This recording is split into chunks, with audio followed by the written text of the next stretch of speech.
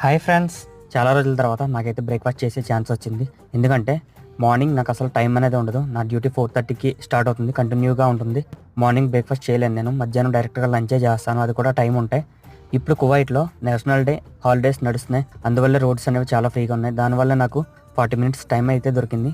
హవాలీ అనే ఏరియాకి వెళ్ళాను. ఇక్కడ పాకిస్తానీ హోటల్ ఉంది. ఇందులో అండా పరోటా అనేది చాలా బాగుంటుంది. ఏంట్రా వీడు పాకిస్తానీ హోటల్లో తింటున్నాడు అని చెప్పి ఎటువంటి కాంట్రవర్సీ అయితే చేయొద్దు. ఎందుకంటే మనకి పాకిస్తాన్ గవర్నమెంట్తో ప్రాబ్లం కానీ వాళ్ళ ప్రజలతో అయితే కాదు కదా. ఇక్కడ హోటల్లో వాళ్ళ సర్వీస్ కూడా చాలా బాగుంటుంది.